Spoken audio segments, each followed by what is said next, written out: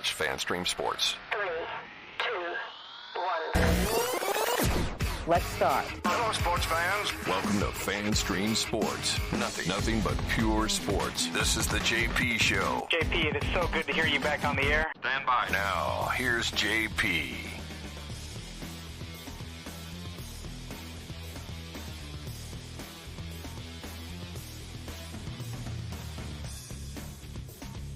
There I am, as you can already tell. Going Han Solo this morning, but we got tons of guests that will be joining us here. That's what we want to do right there. So welcome in. Yeah, we've got, we're going to be talking some Bucs versus Jags. We'll be talking some Falcons as well. They have now signed Justin Simmons, two-time Pro Bowler at safety from the Broncos. And, of course, they just signed Matthew Judon. So we will go up to Atlanta to chat with my good friend Mike Bell from 92.9 The Game up there covering the Falcons, their flagship station. Always fun to chat with Mike, big FSU honk as well, like myself. So we'll both going to Dublin. That should be trouble. So we'll chat about that. Coming up at 10:15, Matt Matera will join us from Jacksonville. The Pewter Report gang has been up there all week as we've been promoting their podcasts. Live from Jacksonville, where they've been covering the Bucs and Jags joint practices up there. So we'll get the advantage of Matt's eyes and ears at 10:30, and we'll go over all the things that he's seen, and we'll preview the preseason game as well. Starters not playing for the Buccaneers, most of the starters. How do you feel about that? I'm not feeling good about that. We'll talk a little bit about that as we get started here in the show.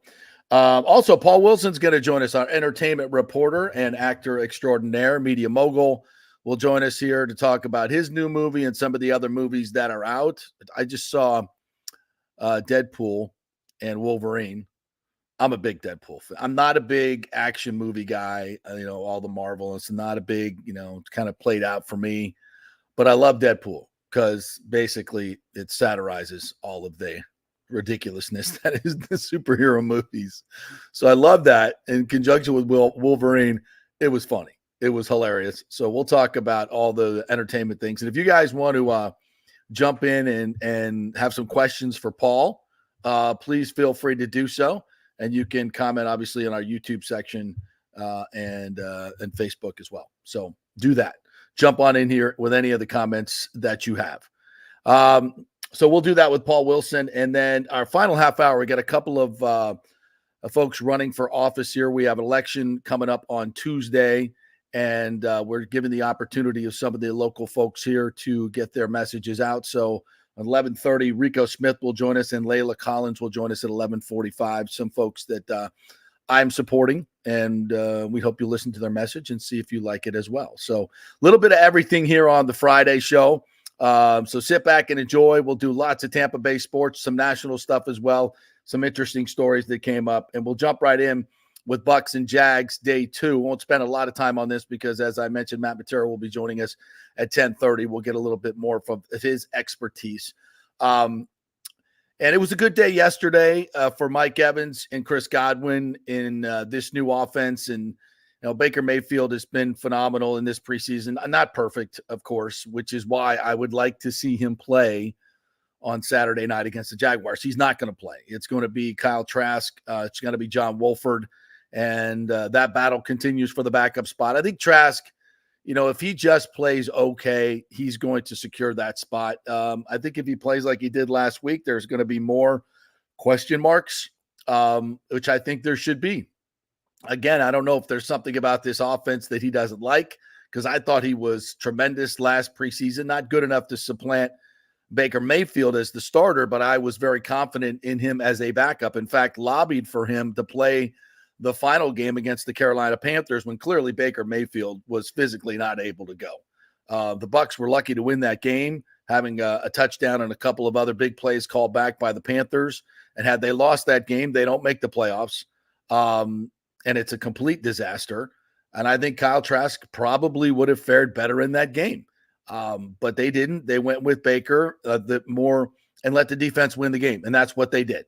I can second guess it, but Todd Bowles was right because they won the game. Kyle Trask may have come in and thrown 3 picks, and then you lose the game. So obviously Todd Bowles a lot smarter than me, or I don't know, who knows if Trask, well, he is smarter than me. There's no question about that. But would Trask have played better? I don't know. We don't know. That's what I've liked. I would have liked to have seen Trask play the last 4 years. There were a couple opportunities. The final game of 22, when Tom Brady wanted to play that game, was completely meaningless. I would have liked to have seen Kyle Trask play that game. But we've not seen Kyle Trask play any meaningful snaps except what, about half maybe 2 series when Baker went down last year. And it's just not enough sample size. And what we've seen this camp, to me, his inaccuracies have been embellished. Had a couple of good throws yesterday by all reports. But again, I want to see him master this offense in game 2. And I want to see him stop putting the ball in danger. As a backup quarterback, I mentioned this many times, you don't need the guy to come in and throw for 350 yards and 4 touchdowns. What you need him to do is not lose the game, especially when you have what I believe is going to be a top 10 defense and a really good run game from the Buccaneers this year. You don't need a guy that you need to carry you. You need a guy who's not going to make mistakes. And so far, that's been more John Wolford than it has been Kyle Trask. And I look at this camp. It's this camp, folks. It's not last camp. It's not anything else. Wolford has had way more meaningful snaps in the NFL, has played in a playoff game, has started, 3 games, 2-3 games in the league. Kyle Trask is not. So, again, I do think it's a competition. Bowles confirmed that. And I think it's important for both of those guys to play, but I would have liked to have seen Baker for at least a series or 2. You look around the league, lots of starting quarterbacks are playing.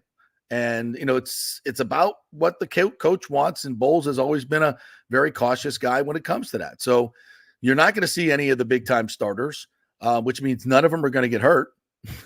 That's the biggest thing. I totally get that. But again, when the season starts, if this offense is struggling with the players that they have and the offensive line that they've put in place, I believe with Graham Barton starting, I think it's going to be a very successful offense, but I don't want to see it get off to a slow start, cost you a couple games in the beginning of the year because you're not out there doing live stuff. Even the joint practices are not much different than the regular practices. They're not tackling to the ground. There's not a whole lot of hitting. The quarterbacks certainly aren't getting hit. The receivers aren't getting popped, and that makes a difference. A little more physical with the joint practices, but from what I've seen, not to the point where you're going to have that in your mind the way it's going to happen when the real bullets fly in game time. And yeah, I don't mind saying that metaphor. Everybody knows what it means. Doesn't mean you're shooting at people. You can still use that if you like. I'm okay with it. Hope you are. All right, so we'll see what happens with Bucs and Jags. I want to scan more on that as we get to Matt Matera at 10:30. I wanted to say a quick note about this. Yesterday, Sam Ponder, who I absolutely adore on ESPN, one of my favorite personalities, obviously NFL Live, Sunday morning show. I think she does a fantastic job. Really, really good. And RG3, too, both fired by ESPN right before football season. Odd timing, for sure. For RG3, it was really odd timing because he also came out in support of Florida State somewhat after Paul Feinbaum's idiotic comments went viral the other day. And I think RG3 was one of the more reasonable voices during the snub of FSU, which of course was hugely high on the ESPN propaganda agenda. It was in my opinion, a code red. It was a hit. It was a hit job in the college football playoff. You guys know how I feel about that. And I think that's backed up by all the monetary evidence and what we've seen since. It was the elevation of the SEC brand over a brand that was trying to take hundreds of millions of dollars out of ESPN's pocket because they were trying to get out of that grant of rights in the ACC and continue to do so and will so now. Now we've learned that grant of rights is nicely put as what's a word am I looking for here? It's phony in a lot of ways. And it was the ACC had to go against their own constitution, Jim Phillips, and approve an extension that clearly the bylaws say takes a 2/3 vote of the conference. He didn't go to the conference commissioners because he knew it would have failed. So he circumvented that by illegally signing off on something that he had no business or authority to sign off on unilaterally. And that was the extension that he did in 2021. So that will prove to be part of this whole ESPN FSU deal. And RG3 came out in support. And that's not the agenda. And when you go off the talking points, you will be summarily dismissed. We've seen that from a lot of different folks. And Sam Ponder, I was just watching Sage Steele talk about this. We know what Sage Steele went through with ESPN. And Sam Ponder is a very devout Christian, also an FSU supporter, and also was about the only person, one of the few people on ESPN that supported women's sports when it came to transgender participation. Again, very off message for ESPN. And you can't tell me that these aren't the reasons that they were fired. Why were they fired? RG3 was a rising star. He was on every show they could put him on until he started going off message. Then you saw it curtail a little bit. Sam Ponder, what has she done wrong to suddenly get fired? Out of all the people, it's what's consistent at ESPN is if you are a devout Christian and you espouse any of that, if you don't go by their agenda, which we all know leans way left, then you are going to be dismissed. And that for a network, and I know a lot of people aren't going to talk about this. They don't want to talk about this, but we're going to continue to talk about it because I think a lot of you share the same views that I share. And I'm not going to be scared about talking about it. And if you don't agree with my opinion, that is fine. And I had people on Twitter coming at me. Had a lot of people support me when I put this up there last night about both of them being dismissed. But there were detractors, obviously, and that's fine. I get it. But that's my opinion. And you have to come and tell me your opinion and show me the evidence of what they did to get fired. For cause. What happened? I think it's pretty sad. Let me get to a couple quick comments here before we hit the quick break and get Mike Bell on. In my opinion, they should play the starters. The Lions are close at hand. I agree. I think you got to get guys ready for tackle football. I really do. JP, I don't mind them not playing. I hate to see a player who won't be on a roster in 2 weeks playing recklessly, trying to make the team injure Baker or any other starter. It's a great point, Easy. It's a great point, and it's the risk you take. But it's the risk you take playing football. Football is football. And as Mike Tomlin says, we got to get ready. If you're going to box, you got to spar. You got to take the hits. And you don't have to be egregious about it. I'm not saying Baker needs to play, into the second half, but get them a few series out there. Let them work on their timing. Let them work on some of these things that the newness of the offense. And I know joint practices are great and they try to simulate as much as possible a real game, but it's not a real game. And it's also the receivers getting hit. It's the running backs getting hit and not fumbling. It's the linebackers that need to tackle people to the ground. It's the defensive backs that need to tackle people to the ground. You got to get used to it, or there's no way you could be at your best in weeks 1, 2, and 3. I just don't think you can. And I think this team needs to get off to a good start. One missed tackle could be the difference between a win and a loss. So listen, you can always quantify when you play your starters and something goes wrong because somebody gets hurt. What's hard to quantify is when you don't play your starters and how much poorly you're playing early in the season. If you go look at the Bucs, yeah, they won at Minnesota. They did. The offense certainly wasn't great. You look at the offense in the first quarter of the season, it wasn't great. There were other reasons for that as well. New offensive coordinator, new quarterback, all that as well. All the more reason I think you should be playing and getting guys used to it. Not a lot, but a little, and not doing it. Rick said joint practice. Joint practice. Why didn't you say so? I'm on the way. Randy Gregory. Rick, your snarky comments are always welcome here, my friend. Absolutely love it. All right, we're going to take a quick break. When we come back, Mike Bell's going to join us from 92.9 The Game in Atlanta, and we're going to talk about the Falcons, who made another big move last night, getting Justin Simmons all-pro safety, of course, to add to Matthew Judon as well. Quick break. Back with Mike Bell. Stay with us. Celebrate August with the dazzling green hue of Peridot, known for its vibrant and refreshing sparkle. Yes, that's the birthstone of August at the Gold and Diamond Source. Explore the Gold and Diamond Source's stunning collection of Peridot jewelry, showcasing the gemstone's unique glow and versatility in rings, necklaces, and earrings. Peridot's distinctive color makes it a standout choice for any occasion, adding a touch of elegance and charm to your ensemble. Enjoy 15% off when you shop August Gems online only. Stop by the Golden Diamond Source to experience the allure of August Gem and let their expert staff help you find the perfect peridot piece. It's the Golden Diamond Source, 3800 Olmsted Road, always online at thegoldendiamondsource.com.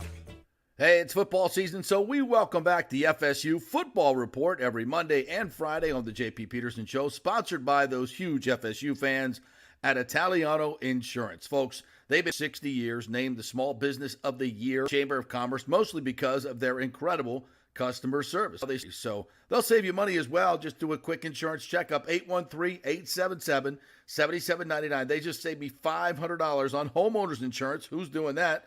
Yeah, they just shopped it around, found a better, cheaper company, and we got a cheaper price. And business insurance, make sure you're covered or you could lose your personal wealth. That's 813-877-7799, ItalianoInsurance.com. Go Noles.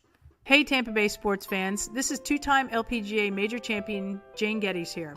After winning the U.S. Open and 10 other LPGA events, I wanted to try something completely different. So I came right off the top turnbuckle and landed in the crazy world of WWE. And yes, you heard that right. That's WWE. Working for the Vince McMahon as the VP of Talent Relations for the company. Now, though, I want to work for you. Everything I've done in my life, I've done with incredible passion. And now I've turned my focus to leading the best real estate team in Tampa Bay, the Geddes Gordon Group with Keller Williams in South Tampa. If you're looking for a new home, an investment property, or looking to sell your current home, we will give you major championship level service. When you choose Geddes Gordon Group, you become part of our inner circle, like family. So if you're looking for a few golf tips or a golf course view, we're going to stripe it right down the fairway. Call me at 813-485-6808 or go to gettysgordongroup.com, or again, give me a ring at 813-485-6808.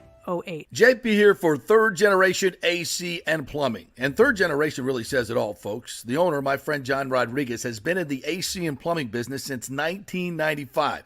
They built their business on honest assessments and doing great work on time for a great price. Simple, right? Did you know many AC techs are incentivized on big commissions to sell new AC units and you might just need a drain cleared?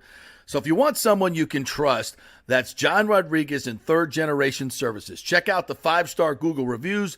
If you have a plumbing or AC emergency, call 813-961-8024 and a human will answer the phone. That's 813-961-8024 or go to thirdgenerationplumbing.com. Ciao, Paolo Tini here, owner of Caffè Paradiso, one of South Tampa premier traditional Italian restaurant. We were recently voted number 3 on Open Table list of Tampa Bay's top 10 restaurants. We're very proud of that because we take great care of preparing each dish by hand with homemade sauces, pastas, only the freshest local ingredients. You won't see the big institutional vendor trucks pulling up to our back door. We get our seafood from local vendors. Sometimes I even drive out to Topper Springs and pick out our daily catch right off those boats. So stop by and say hello. Try our traditional lasagna, the fresh veal, some of our signature dishes like capelli al granchio, that is angel hair with lump crab meat, our branzino, that is a sea bass. We're located at 4205 South McDill, and you can make a reservation on Open Table and read all the great reviews. See you soon. Ciao. Grazie. Let's go. Right now, back to the show on FanStream Sports. All right, welcome back to the JP Peterson Show. It's time to talk a little NFC South Falcons football with my good buddy Mike Bell from 92.9 The Game in Atlanta. What's up, Mike? How are you, my friend? Hey, JP. What's going on, Tampa? I see you're ready for your Dublin trip. I will see you at a bar in Temple Bar in Dublin on Friday evening. We shall share a pint. Indeed, Cannot or wait, two. my friend. Yes, Big or time. 2 or 10. How are you, partner? Good, man. Really excited. There's a real buzz yesterday at Falcons camp with the moves. First off, getting a pass rusher, and I don't know about how much you know about the Falcons historically, but the red zone has been the dead zone, and the pass rush has been basically nowhere for much of my 26 years as a Falcons fan. So Matthew Judon, even on a 1-year prove-it deal, seems like a real boost for this defense. And then we pick up Simmons, to arguably the best safety combination in the NFL. Yeah, that was two big moves, and Judon was something that we had been talking about when he became available. If that's something that the Bucs want to do, and they're confident that Diaby and Braswell, their new second-round pick, will bring some pass rush. But I got to say, I think most Buccaneer fans would say, "Why didn't we go get Judon?" I think there's a feeling, and then to hear the Falcons got him, a bit of a kick in the butt chunk, I got to say. Well, we were talking about this on the air yesterday, talking about who was the big opponent. Obviously the Carolinas are work in progress. The Saints are kind of just mediocre. Agreed. But the Bucs, you kind of ran it back, right? I mean, there are a couple of additions. You kept your offensive line in place, I should say. You still have a good defense. Baker Mayfield. I mean, I think it comes down to, I can see both of us, talking Falcons and Bucs having 10 or 11 wins this year. Oh, I agreed. I think it's going to be, I think the Bucs at the beginning of training camp were the better team. Now with these two additions, I might slide over to the Falcons, but I think it's going to be a dogfight. The Bucs obviously have a tougher schedule with the first place schedule, and I think that might be the difference. But you're telling me that the vibe out there is a big deal. And talk a little bit more about Cousins and all that, because I hear Penix is making some noise as well. Look, Penix looks great. I'll still never understand the decision. To me, it's either one or the other. But I guess they just were not in love with any of the defensive pieces. Remember, Latu was the first guy to go, and that was at 15. The only guy who's really making noise, at least camp buzz, is Jared Verse with the Rams. Apparently, he's just killing it, but I think Florida State fans expected that. Exactly. And Dallas Turner, he didn't really pop at Alabama, but he just blew everybody away at the combine. Regardless, JP, I've been covering the NFL going back to my time in South Florida with the Dolphins. I've never met a more engaging, dynamic personality than Kirk Cousins. If you watched him on Netflix and you saw on the quarterbacks, I mean, it kind of took you behind the curtain. Just give you a quick example. The other day, we're waiting to talk to Drake London, one of the wide receivers, and Kirk Cousins is going into the media room, and he's being pulled by Falcons PR. They got the scrum ready to go, and he sees us. I go, "How you doing, superstar?" And he goes, "Hey, man." He goes, "You guys, afternoon drive, right?" Because we have the radio shirts on. We start chatting. He goes, "Yeah, I've probably heard you guys on the air." And we start, next thing you know, he goes, "You think we're going to ever get an NHL team back here in Atlanta?" and I swear to God, Carl, my partner, Carl Dukes, next thing you know, we're talking all about the NHL and the expansion fee. Meanwhile, the Falcons PR is like, "Let's go. We got to go." I mean, the dude is like the most likable guy. Like, I know the buzz on him. He hasn't won the big one. I think you can say the same things about him that was said about Matthew Stafford from his time in Detroit to LA. But I mean, there are so many good, likable guys on this squad. Another one of them was a guy named Braylon Trice. He was our edge rusher we drafted out of Washington. He was a defensive captain. Penix was the offensive captain. Yeah. He blows his knee out in the Dolphins game preseason. So that also kind of put them on the clock to go beef up the pass rush because Trice was going to be a big part of that rotation. Right. Yeah, I feel like the Falcons got a lot better in those two with those two veteran additions, and now it's just a matter of I think first-year coaches all historically struggle, but they usually take over bad rosters. That's why they struggle. This is not a bad roster in Atlanta, clearly. So, what's your take on Ross so far? Dude, you know from his time in Tampa Bay, he is totally infectious. Dan Quinn was like the captain of the Titanic. Nothing to see here. That iceberg's not going to. Ra isn't as over the top as Dan is, but he is a positive energy guy. He's a no-nonsense guy. And all camp long, he's actually had the sort of gleam in his eyes if he knows something the media doesn't know about this team. Remember, JP, we're kind of like the Browns in the sense we've had all these top 10 picks, and we just haven't been able to do anything. Drake London has got an edge. This guy comes to practice. I mean, he's got some dog in him. He feels like, hey, this is year 3 in the NFL. I'm not a brand name. Nobody knows who I am outside of Atlanta. He's fired up. Kyle Pitts was a 1,000-yard receiver. He looks the best shape he's been in. Last year, his knee was still not 100%. And then Bijan Robinson. Oh, he's a beast. Dude, he's ready to go. We're at practice. I mean, the offensive squad, everybody, the reserves all go, ooh, as he makes another guy basically fall out of his jockstrap with one of his cuts. So we've got the Christian McCaffrey type guy. We've got the weapons. We've got the difficult to match up, wide receiver. Darnell Mooney, maybe not a household name, was a 1,000-yard receiver in Chicago. Yeah. Big speed guy. Him and Cousins have a big rapport. So the point I'm getting to is we got all these pieces. We never had the delivery system. Right. Because Mariota was a bum. There's just no way around it. And Ritter was just in over his head. So all that together with Cousins, you got something special. Yeah, I think you guys have the roster. You got to put it together on the field, which is something the Falcons have always just struggled to do for the most part, for whatever reason, organizationally.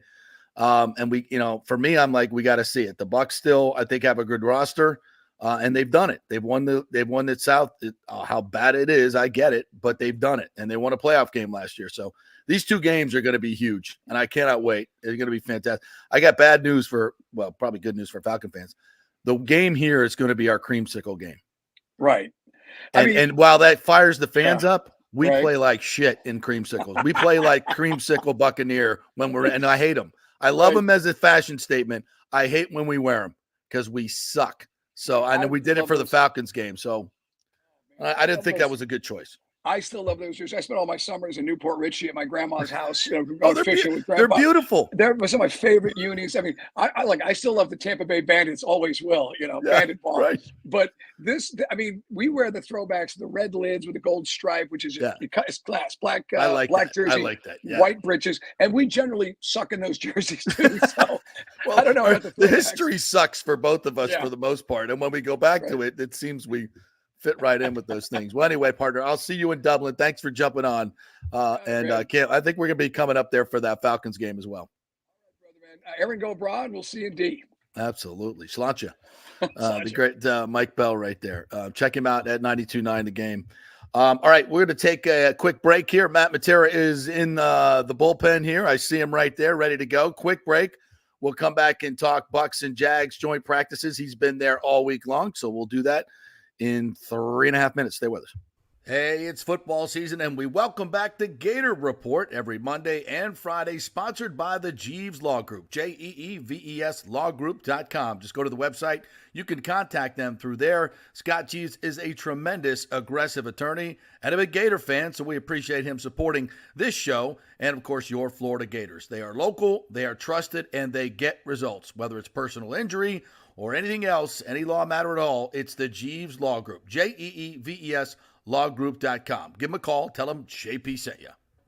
All right, this is for all you guys who don't want to go to the gym and do 5,000 crunches. At Bay Area Modern Medical Center, you can get on the new True Body machine where you can reduce fat and tone up your muscle. It's like doing 54,000 crunches in just 15 minutes. Define your body as you see fit. True Body offers personalized muscle stimulation that delivers the equivalent of those 54,000 crunches in just 15 minutes. Just get in touch with them at Bay Area Modern Medical Center, BAMMC.com. Chris Lugo and the team over there will set you up on True Body and get amazing results. Non-invasive with comfortable and little to no pain and zero downtime. You can isolate and target those areas that you want to improve and treat multiple areas simultaneously. It's an amazing machine, so check it out at Bay Area Modern Medical Center, BAMMC.com.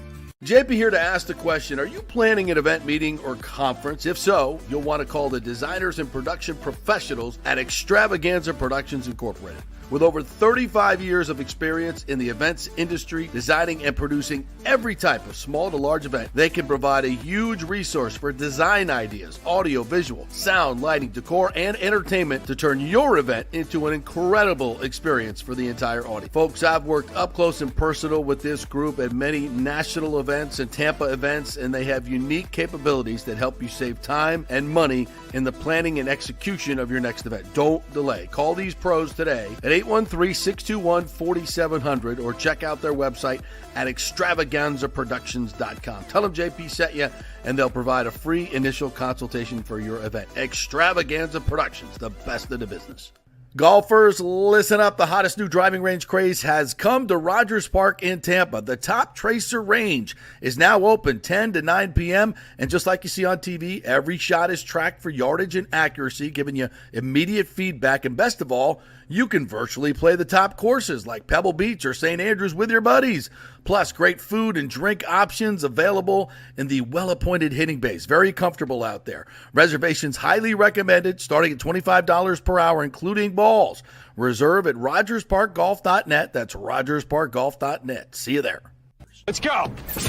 Right now, back to the show on FanStream Sports. All right, welcome back to the JP Peterson Show here on this Football Friday. They're all Football Fridays from now on until Super Bowl's over. How about that? We love it. Brought to you by the Jeeves Law Group, Jeeves lawgroup.com. They are local, they are trusted, and they get results. The great Scott Jeeves and I will be heading across the pond for the FSU game in Dublin, and he's a Gator fan. That's how even-minded he is. and a superb attorney that will absolutely relentlessly represent you. So go to jeeveslawgroup.com and you can contact them through the website, either email or phone. You get a free case evaluation, whatever you're thinking. You don't know if you have a lawsuit or not, call them, find out. They'll tell you. It's all free. jeeveslawgroup.com, not attorney spokesman offices, St. Pete and Tampa. All right, let's bring in our good friend, Matt Matera from the Pewter Report. What's up, Matty? How are you, man? I'm doing great, JP. How are you? Good. I know the Pewter Report guys have been in Jacksonville. I know, were you there? Have you been in Jacksonville? Yeah, of course. Yeah, been there the last 2 practices and the little day off in between before the game. Yeah, nicely done. I did. You have your backdrop there as well, so you travel with that as well. Look how prepared you guys are. I love it. We have traveled this time. Yeah, trying to put on the best visual for everybody. I know the space doesn't usually do it for the fans, so got to bring the PR background. Love it. Absolutely fantastic. All right, give us a little advantage of your eyes and ears the past couple of days. What stood out? Who stood out for you in these joint practices? Yeah, well, starting on Wednesday, I think based on the amount of time off that the Buccaneers had between, their preseason game against the Bengals and having a day off, then an afternoon practice on Monday, followed by another day off the following day.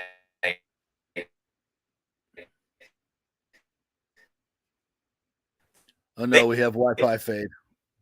It came out a little sluggish and a little flat on Wednesday. Antoine Winfield Jr. even mentioned that when we spoke to him after Wednesday's practice. So the Jaguars kind of took it. To the Buccaneers. Can you hear me? Yeah, I can. It's a little faded, but go right ahead. Go right ahead. It's picking back up.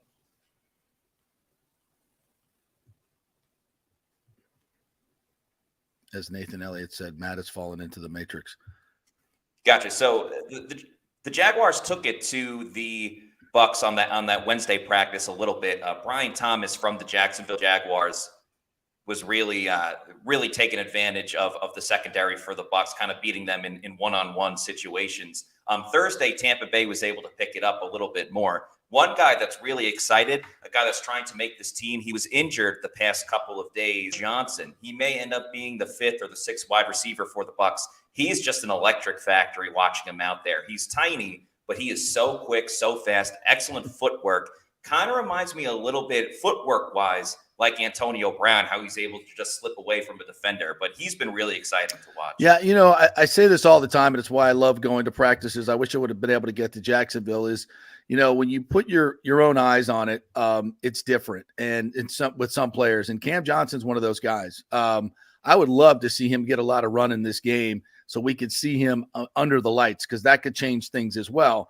But from what I've seen in practice, he moves a lot like an Antonio Brown. And I know that's high praise, but you still got to be able to catch the ball in traffic. You still got to be able to run routes. You still got to be able to do the professional wide receiver things that make the difference. And I want to see that in a game. Do you think Cam Johnson's going to get some run in this game? I think if he wants to make this team, he has to, play on Saturday. And of course, it doesn't seem like the Bucs are going to play many of their starters once again, based on all of the work that they got with the Jaguars. So he was wearing that non-contact jersey, but I think he even understands if he wants to make this team, he can't just go off of hype and a couple of good practices. You have to prove it in the game too. So they've been kind of slowly taking him along.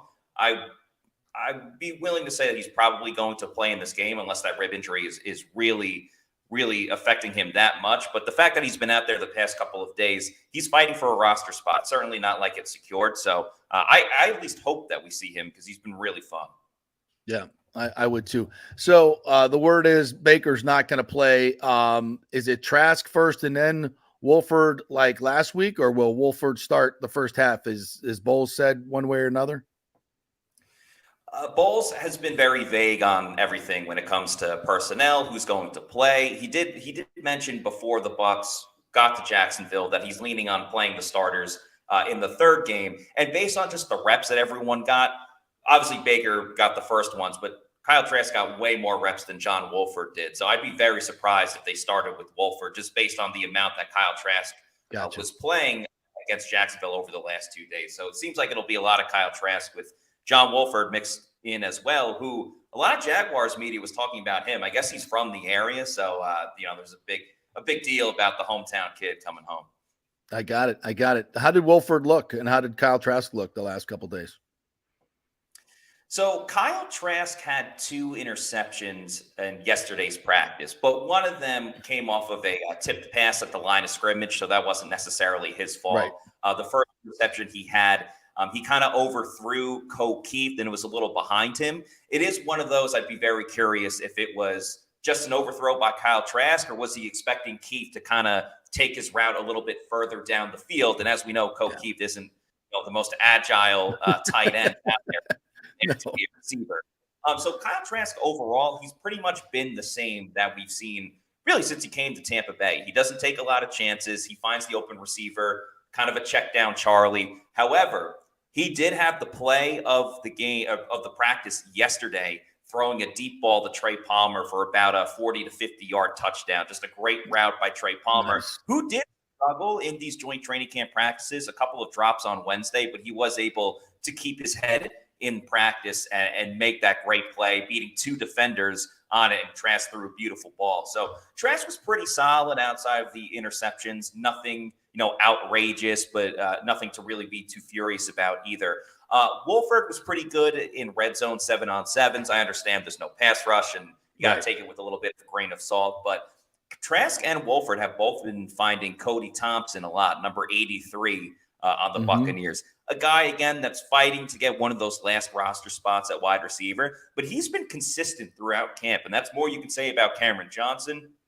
It's obviously more you can say about Sterling Shepard, who's been injured for the past week. So I don't know if Cody Thompson's going to make this team, but he's been very consistent. I've been pleasantly surprised what we've seen from him. So the quarterbacks were overall solid, and they're finding chemistry with those, 6th, 7th, 8th string guys.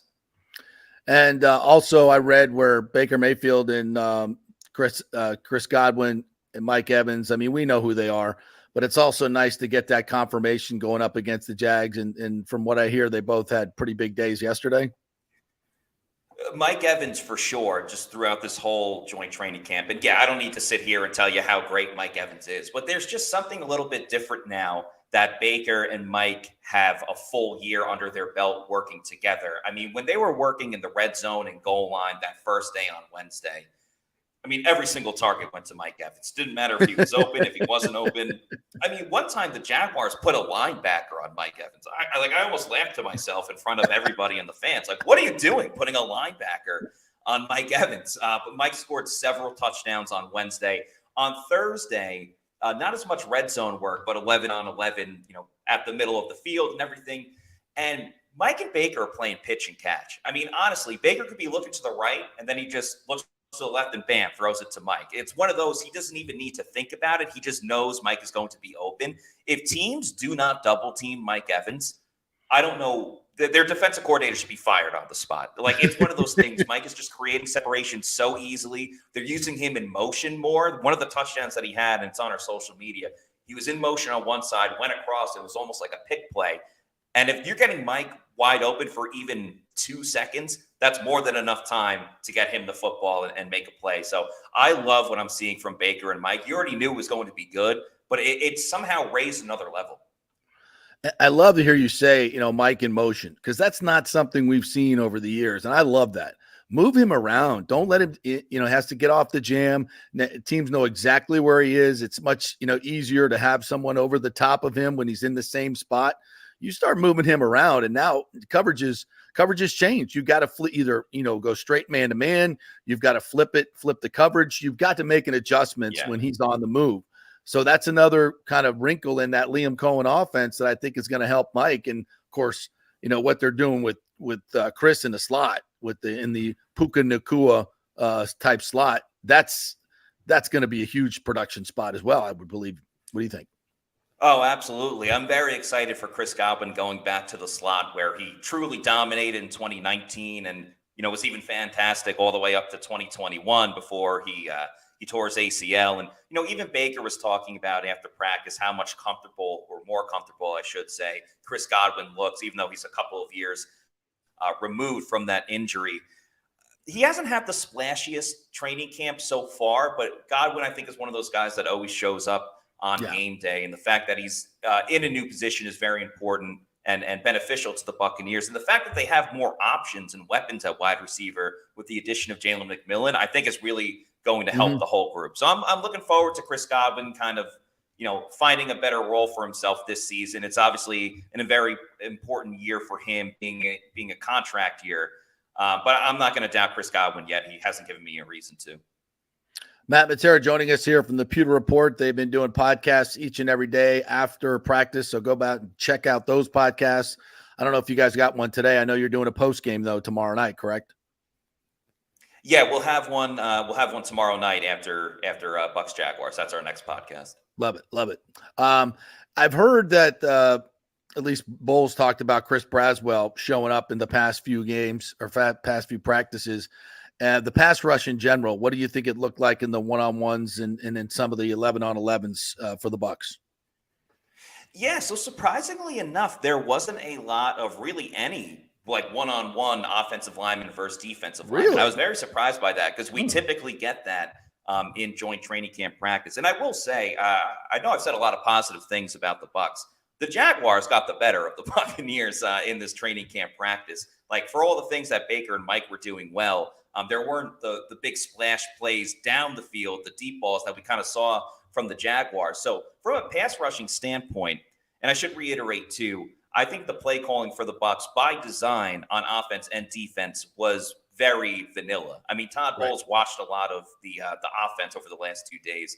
So you had Casey Rogers making calls on the defense, and the Bucs defense really did not blitz that much, and it kind of reared its ugly head at times where there were moments where the pass rush wasn't getting anywhere remotely close to Trevor Lawrence, and that's a little bit of a concern. But you mentioned Chris Braswell. Braswell had a really, really good day, especially on Wednesday, recording 2 sacks.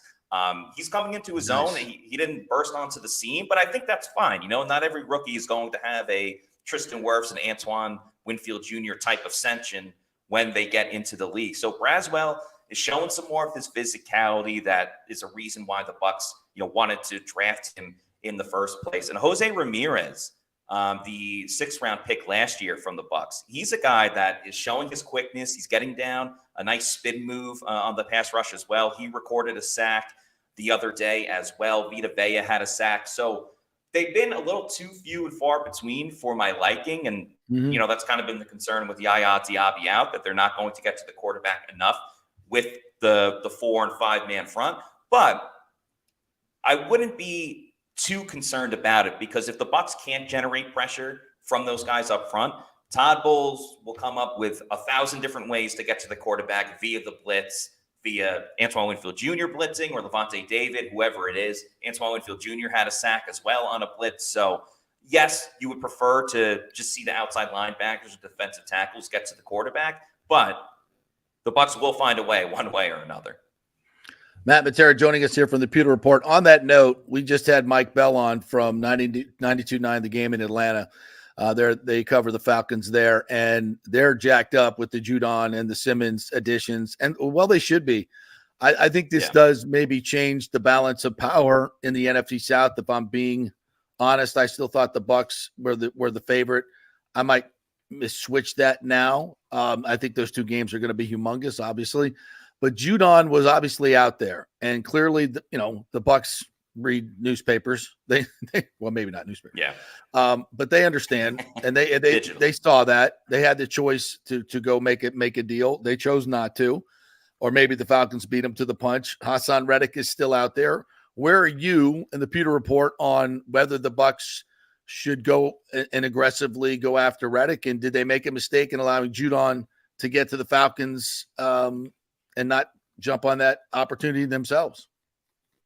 Yeah, as far as Reddick goes, it's very tantalizing for sure. But the Jets have kind of already come out and said, we're not trading him. And it'd be very difficult to trade for him too, because you would have to guarantee that you sign him to a deal first, and then he comes over. But it doesn't seem like the Jets are interested. And do you really want a guy that's disgruntled about his contract, that just got traded from the Eagles, now requesting a trade from a team that he's yet to put on their helmet?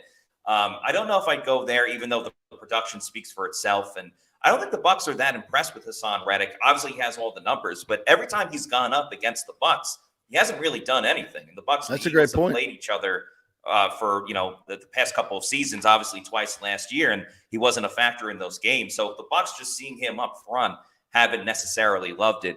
The Judon thing is quite interesting because he wouldn't have cost as much as Hassan Reddick, but he is 31. He's going to be 32, I believe, pretty soon.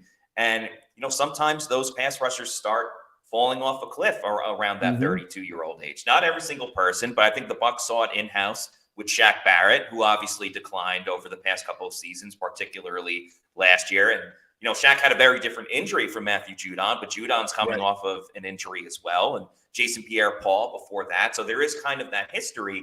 And Judon is a physical type of player, not necessarily known for his quickness. He's a great pass rusher, don't get me wrong. And that's why teams like Atlanta were very interested in him. But I think the Bucs feel that they kind of had that already with drafting Chris Braswell. So they're kind of just getting the younger version of Matthew Judon. Obviously, he has to develop and, he doesn't have the game experience and all that stuff that Judon does. But I don't think the Bucs necessarily – they've done a great job building their cap and their cap space to where it is, despite all the signings that went on this offseason. I don't think they want to really rewire it once again for Hassan Reddick or Matthew Judon. They obviously can't with Judon now. But there's no question it makes Atlanta better. And even if they don't win the division, Atlanta, I think it would be a major disappointment if they didn't make the postseason at all based on the two moves that they made in recent days.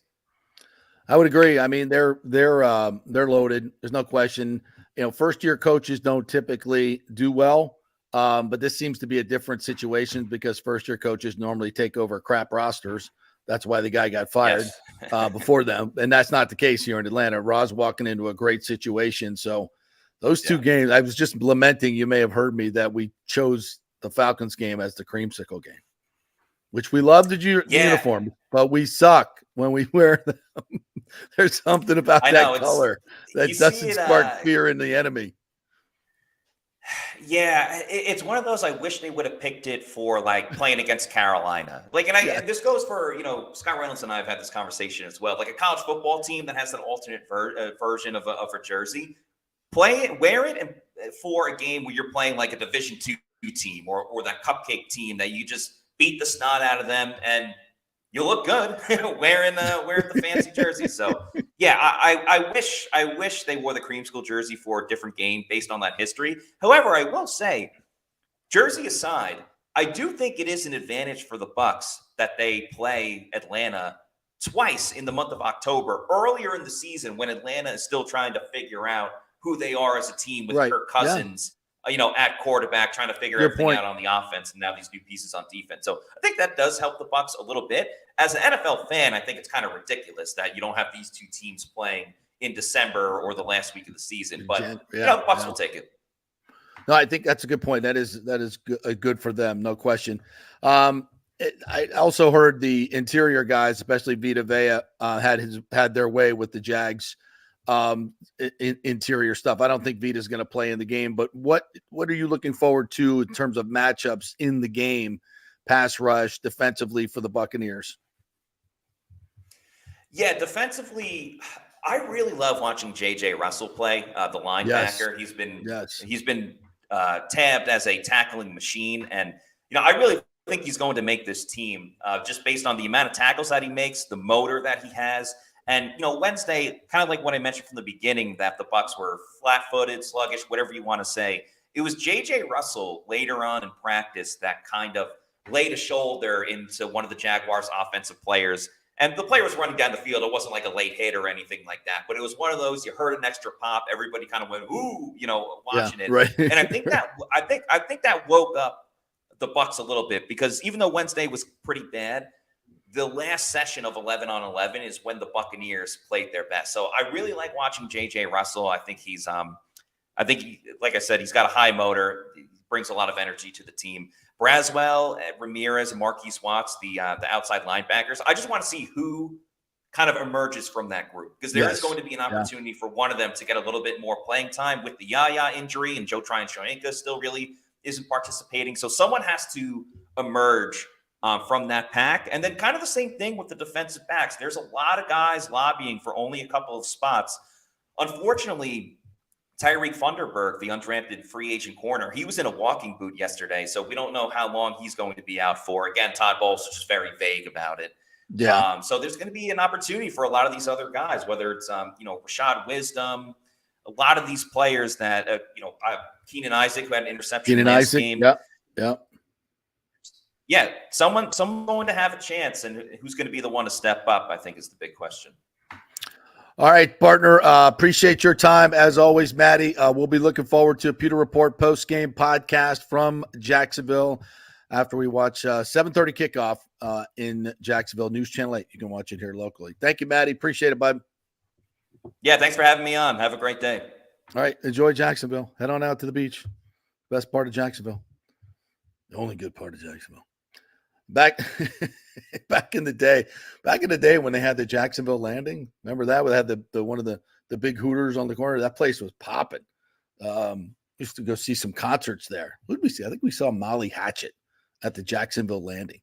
That was outstanding. Jacksonville band. They're from Jacksonville. Great show. Fantastic show. But then it just like deteriorated. And the last few times I've gone to Jacksonville, the downtown area is like desolate, terrible. No landing, no nothing. So, but the Jack's Beach is where it's all going now.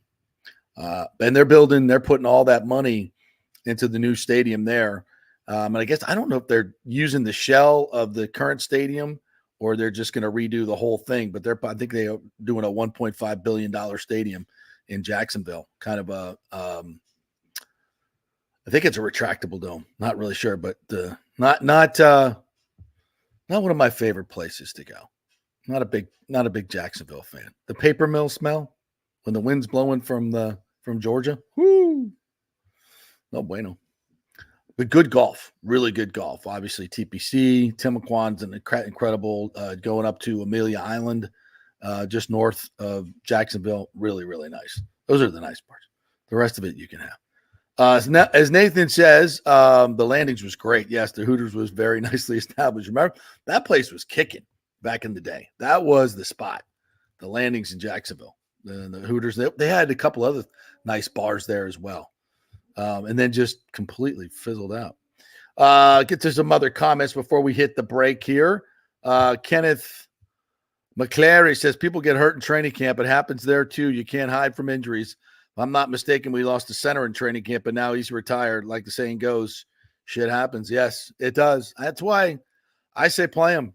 Every coach has a different take on this. I think most of the really established coaches, although Sean McVay does not play any of his starters, but Andy Reid does extensively. Mike Tomlin does. So, but it's all, get your team ready. That's it. Todd Bowles, they had a good start winning record-wise last year. So even though maybe the offense didn't play as well, but just get them going. They need to start fast. They need to start fast because that middle season stretch is tough. Nathan Elliott says Jefferson is an electric guy who's cool to talk with. Very grateful to be where he is. Which Jefferson is that? Not sure who you're talking about. Ramon Jefferson, Buccaneers guy, had the touchdown last week. Matt sounded like T-Pain. He did, didn't he? I'm glad we got that cleared up. He's fallen into the matrix. So what did Christopher Cole here said? Who watched Devin White last night? I didn't zero in on him. Watched a little bit of Drake May. Drake May looked good. He looked really good. I can't believe that they're not going to start Drake May. Jacoby Brissett did not look good. I get it. The offensive line in New England is shoddy. You don't want him to get David Card, just get sacked 75 times and lose all of his confidence. You don't want that from Drake May. But last night you saw the deep shot ball to Javon Baker, couldn't hold on to it, but hit him right in stride. Had a couple nice completions, had a nice RPO run in the red zone. Kid can go. I mean, he can run. He's not Lamar Jackson, but he can run when he needs to. Scored a touchdown. I think Drake May is going to be a good player. But that organization right now, the Patriots are they're floundering. They're floundering. Then again, Karma owes them a good 20 years of suck, right? You had your Belichick and Brady for 20 years, ridiculous dynasty. So now you get 20 years of suck. That's the way the NFL is supposed to work. But Gerard Mayo's been around there for a long time. He knows the Belichick way. Wink, wink. Wink, wink. But is he willing to do it? If you ain't cheating, you ain't trying. That's for sure. I was watching a podcast the other day. Who was it? I think it was Shady McCoy was on with Julian Edelman. And Shady's like, you guys were cheating, and we all know that. And Julian's like, what are you talking about? He's like, come on, man. We all know what y'all were doing. You know what you were doing. He's like, what? We weren't cheating. That's bull. He's like, Shady's just laughing at him. They know what they were doing. We all know. Who you guys kidding? All right. What else? Any other comments we need to get here before we hit the break? Yes, Nathan Elliott. Cameron Johnson is lighting it up every day. I told you, he wears number 9, and he reminds me of Peter Warrick the way he moves. He really does. Maybe it's because of the number. I don't know. But he just reminds me that we'll see. I mean, that's hype. I know. But the kid could be something. He just has a little bit of something about him. We'll see. We'll see if it works out. That's the thing about receivers. You can watch them in practice, especially in shells, and they can be really, really good. But when they put the pads on and they start getting bumped around and hit around, like for real, they kind of disappear. And that's why receivers are sometimes hard to kind of, especially the smaller guys, it's hard to predict how good they're going to be when the lights come on. So you got to see it in a game. It's just different tracking a ball in a stadium, full crowds, the knowing that when you catch that ball, you could get absolutely destroyed by a safety. It's just different. And that's why you got to evaluate running backs and receivers in live action. It's really tough to evaluate them when they're going through underwear football and when it's not live action. So that's why I asked Matt about Cam Johnson playing in the game. I want to see him play. Christopher Cole said, Devin looks like he's lost a step because he didn't record a tackle in just one series. It's like he's late to the tackle. Christopher, ain't nothing new, bro. Ain't nothing new. The dude cannot play the run. He just cannot play the run. And he will suck in Philadelphia, and they will find that out very, very quickly. And all that bluster will be, that media is going to be a hell of a lot tougher on him than the media in Tampa Bay was. I know we've been tough on him for the last 2 years or 3, and we wanted him traded before last season, and when you maybe could have got something for him. But I think he's going to be an absolute bust in Philadelphia. Jim Barron says the odds of getting hurt in preseason are very small in comparison to losing the first game of the season for not being game ready. 10% versus 50%. I agree. I mean, you obviously can get hurt, but what I've seen early on all across the NFL is bad tackling, especially because they don't really tackle in practice. The only time they really get to doing it is in the game. And if your starters don't play a lot in preseason or even a little, then they haven't made a real tackle in 6 months. And for ball carriers and for receivers, they haven't really got hit. And it's like anything else. You got to get used to the contact. Now for linemen, it's pretty similar, right? The contact that they get, but not for ball carriers, not for quarterbacks. And I think for tacklers as well. And tackling has kind of become a lost art because you don't get a lot of contact in practice anymore. So I think it's imperative that you guys get out there and do some live tackling, especially the linebackers. And yeah, I think, but what the hell do I know? Nathan says Patriots coach did a great job stopping Philly on 4th and short multiple times. Oh, so without Jalen Hurts, the tush push isn't the tush push, huh? Yeah, because when the quarterback squats 750 pounds, it makes a difference when he squats as much as the lineman. You can get a pretty good drive.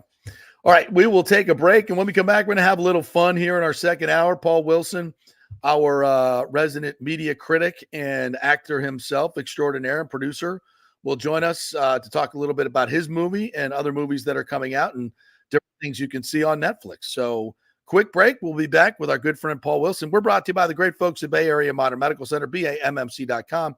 Chris Lugo was on with us yesterday discussing nutrition and proctology. So if you missed that, go check that out. That was fun to talk about anyway.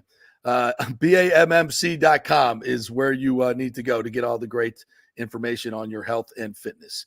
All right, back in 3 with Paul Wilson. Stay with us. Discover a world of elegance and sophistication at the Gold and Diamond Source. Whether you're searching for your first piece or celebrating a special milestone, their expert team is here to guide you every step of the way. Navigating the world of fine jewelry can be overwhelming, but it doesn't have to be. Their knowledgeable staff is dedicated to helping you choose the perfect piece, ensuring you feel confident and informed. At the Gold and Diamond Source, they pride themselves on offering only the highest quality jewelry. From stunning engagement rings to timeless watches, each piece is crafted with precision and care. So take advantage of their 5 years interest-free financing. This means you can get a $5,000 piece and only pay $83 a month. And if you're new to buying diamonds, their first-time buyer program will educate you on the 4 C's: cut, color, clarity, and carat, and help you understand the different shapes and sizes available. Go enjoy the great staff at the Gold and Diamond Source. You'll be family forever. It's the Gold and Diamond Source, 3800 Ulmerton Road, always online at thegoldendiamondsource.com. Hey Tampa Bay sports fans, this is two-time LPGA major champion Jane Geddes here. After winning the US Open and 10 other LPGA events, I wanted to try something completely different. So I came right off the top turnbuckle and landed in the crazy world of WWE. And yes, you heard that right. That's WWE. Working for the Vince McMahon as the VP of Talent Relations for the company. Now, though, I want to work for you. Everything I've done in my life, I've done with incredible passion. And now I've turned my focus to leading the best real estate team in Tampa Bay, the Geddes Gordon Group with Keller Williams in South Tampa. If you're looking for a new home, an investment property, or looking to sell your current home, we will give you major championship level service. When you choose Geddes Gordon Group, you become part of our inner circle, like family. So if you're looking for a few golf tips or a golf course view, we're going to stripe it right down the fairway. Call me at 813-485-6808 or go to gettysgordongroup.com, or again, give me a ring at 813-485-6808. JP here for Third Generation AC and Plumbing. And Third Generation really says it all, folks. The owner, my friend John Rodriguez, has been in the AC and plumbing business since 1995. They built their business on honest assessments and doing great work on time for a great price. Simple, right? Did you know many AC techs are incentivized on big commissions to sell new AC units, and you might just need a drain cleared? So if you want someone you can trust, that's John Rodriguez and Third Generation Services. Check out the 5-star Google reviews. If you have a plumbing or AC emergency, call 813-961-8024 and a human will answer the phone. That's 813-961-8024 or go to thirdgenerationplumbing.com. As we head into summer and hurricane season, you must make sure that your home is fully insured. Over 40% of people in Florida are not fully insured because property rates have gone up lately. Your home is worth more, so it needs to be insured. Call the great folks at Italiano Insurance, 813-877-7799 to make sure you're fully insured. And also, you might just save some money. There are new companies coming into the state all the time. In fact, we just shopped our homeowners insurance, and I'm telling you, folks, we saved over $550 because Charity, the great customer service at Italiano Insurance, did all the work and found us a better company and a cheaper company. She'll do the same for you. 813-877-7799. Do something about these high rates. Shop them around. Could save you lots of money. It's Italiano Insurance. Been doing business here locally for over 60 years. 813-877-7799. Tell them JP sent you. Ciao, Paolo Tini here, owner of Caffè Paradiso, one of South Tampa premier traditional Italian restaurant. We were recently voted number 3 on Open Table list of Tampa Bay's top 10 restaurants. We're very proud of that because we take great care of preparing each dish by hand with homemade sauces, pastas, only the freshest local ingredients. You won't see the big institutional vendor trucks pulling up to our back door. We get our seafood from local vendors. Sometimes I even drive out to Topper Springs and pick out our daily catch right off those boats. So stop by and say hello. Try our traditional lasagna, the fresh veal, some of our signature dishes like capelli al granchio, that is angel hair with lump crab meat, our branzino, that is a sea bass. We're located at 4205 South McDill, and you can make a reservation on Open Table and read all the great reviews. See you soon. Ciao. Grazie. Let's go. Right now. Back to the show on FanStream Sports. All right, we are back here on the JP Peterson Show. We thanks to our great folks at the Third Generation Plumbing and AC, John Rodriguez, good friend of the program. They've been in business since 1995. So if you've been involved in that plumbing disaster and flooding over in St. Pete, like our next guest constantly has to deal with in Snellau, then you need plumbing services or AC services, and they will come in an instant, and you will have an honest tech that will take care of you at a great price and quickly. That is thirdgenerationplumbing.com. They do AC as well. All right, let's bring in actor extraordinaire, producer, media mogul, the great Paul Wilson from the Wilson family joining us here. What's up, partner? How are you? Keep going. I like that. Keep going. Yeah. FSU graduate. Go Noles. Absolutely. How are you, partner? Good. My canoe is drying out from our little tropical storm that I had the occasion to canoe down Shortwood Boulevard. That was kind of fun. Luckily it wasn't in my house, but sadly it was in others. And I shouldn't be laughing.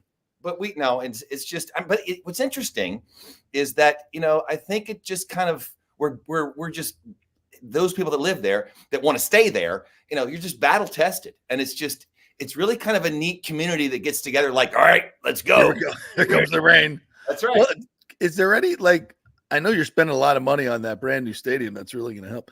But stormwater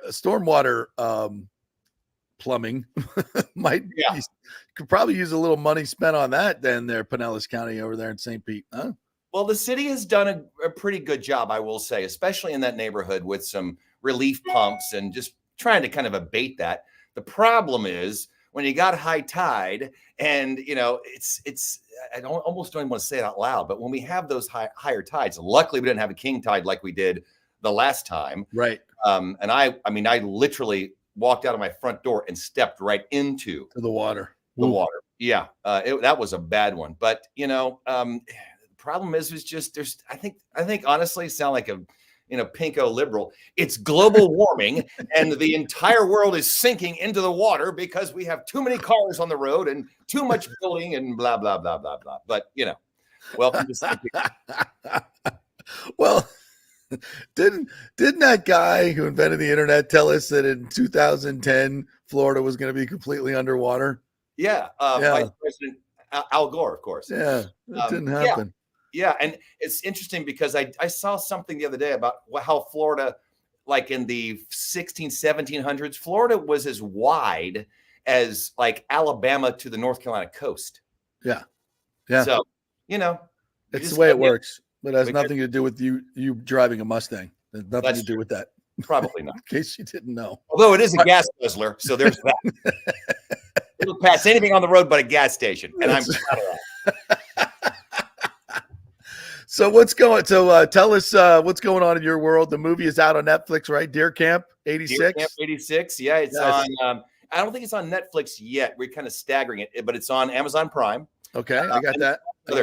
Other spots. It's a fun little romp that I think people will enjoy, especially here, as many parents are getting their homes back as school returns. So now you can watch a fun romp of a movie that uses some, questionable language, but it's all fake, right? Yeah.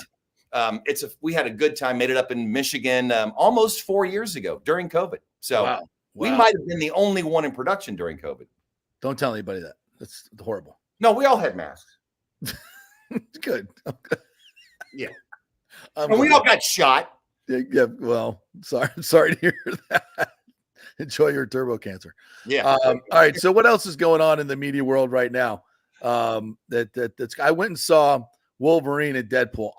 I am not a superhero fan, as you know. Right. I like the movies become just so cliche. You can't kill anybody. Right. But then I think that's the beauty of Deadpool. It's like completely satirical about everything that is superhero movies. And he makes fun of all of it. And he breaks the fourth wall and all that fun stuff. I absolutely freaking adore Deadpool. And Wolverine made it even better. Have you seen the movie yet? Oh, yeah. How about that moment at the end where he brings it down? It's like that. There he is. Why did we wait 20 years to see that? But right. Okay. No, I thought, and you're right. And what's interesting, what's really great about that entire franchise, I mean, now both of those movies crossed the $1 billion mark. Yes. And I think the first one was the first R-rated Disney movie, Marvel movie that reached $1 billion. But and that was never supposed to happen. That movie was never supposed to get made. They did tests. They did way back in the first one. Did kinds of fun. Really? Yes. And Ryan Reynolds allegedly leaked the test online, and then people went berserk. And then they loved it. Maybe we should make this movie. And then $2 billion later. Yep. Yeah. But a fun, and I think it's also, it is kind of the anti-superhero movie. You're right. Yes. But it's got so much crazy nostalgia in it too. Yes. And there's nobody, maybe Chris Tucker, but there's nobody that has the smart mouth like him and just runs with it, He's so good at that. Yeah. He's so good at that. What do you think? Like I watch him when he goes on one of his little rants there, and I'm like, how many takes? When he can go for like 45 seconds of just nonstop, just one riff right after another to insult to horrible insult, connect them all perfectly. And I'm like, that is effing genius. I know it's silly and stupid, but it's from an actor's perspective. Is that not just fucking pure genius? I love it. Well, I think, again, that movie, the second one, was made with a little bit of a thing called a strike, actually 2 strikes. And because Ryan Reynolds was credited as a writer, he was already on strike before the actors strike. Right. And so they couldn't change a word if they moved into production during the strike. So I've heard rumors that everything was written and everything was calculated. But as a writer, and he's a pretty good writer, and he's been living in that suit for years now. So it's but it does, ad-libbing is a dangerous thing. It's really fun when you kind of plan it. I've been in projects where director comes, let's just kind of walk through what we're going to do, not what we're going to say, just walk so I can see how the the movie's going to be framed up or the scene's going to be framed up. And then when you start, even in Deer Camp, we had the same problem. We had the lead actor, JJ, it comes from comic background. And, we had the lines, and then he would add this. And then we're like, oh, no. Can you do that again? What did I do? We have to play it back to show him what he did. And then he'd go back and do it again just to give us another angle. So it's very problematic. But so multiple takes, I'm sure. But genius, right? Yeah. But that's the brilliance of, let's say, an actor who's just thrown everything at it, Right. And you once you kind of know what you're going to do, then just look out. Bill Murray's like that too. Yeah. And he'll walk away and he'll leave a set for 10 days and not tell anybody, then just show up and go, okay, let's do it again. So 10 days, you live in that stuff lives in you. So it's just like wind up and let him go. Yeah. I was going to ask you who else in the current genre of great actors. And I think Ryan Reynolds is a great actor. I really do. I think he's just supremely talented. Who else can do stuff like that? And maybe a couple of examples. When you watch something and you watch him, whatever the actor or actress is, you go, damn, that's good. That's so freaking good. Yeah. There's an actor that's he's been around for a while, but he's kind of on the rise that I really like him. He's got a moody, interesting look. David, I have to pronounce this right. Dastmalchian. Now, Dastmalchian. Yeah, he's in that movie that was out last year that kind of languished in theaters, and it's a crazy horror movie set in the 70s about late night talk show wars, and he plays a character from Chicago that's trying to compete with Johnny Carson. Then they decide to have a possession live on TV, and the devil arrives. So I'm just going to leave it right there. That's a crazy fun movie, all set in the 70s. Oh, yes, all shot like in 4:3, and it looks like videotape. It'll throw. What's it called? It's called Late Night with the Devil. And where is that? That's practically everywhere. Prime, Shudder, AMC Plus. You can find it. But he does that where once you kind of know, I've seen Pacino in a very, very rigid script environment known as a Tony and a Pulitzer Prize. Do not change a word on that script. I've seen Pacino get into that character, and all of a sudden he'll come up with something that's not there. And everyone just kind of goes, oh, wow. Okay. But, what do they do when that happens? If you're not supposed to change the script? Well, I think it was Mike Nichols. I was not in this scene, and I was sitting beside Mike Nichols, the great Mike Nichols, right at Video Village, watching this. And Patrick was in the scene, my little brother, with him as well. And the script supervisor is holding the script, going, he added like about 5 more words there. And then Mike Nichols turns to me and goes, "Who wants to tell Al Pacino to do it again?" No, exactly. Yeah. So we'll print that. We'll go with that. Right? Yeah. We're just gonna go with that. We'll shove that. It'll be fun. I would think so. Yeah. I'm drawn to actors. Like there's certain actors or actresses that are in movies that I like. I don't care what the script is. I don't care what the plot is.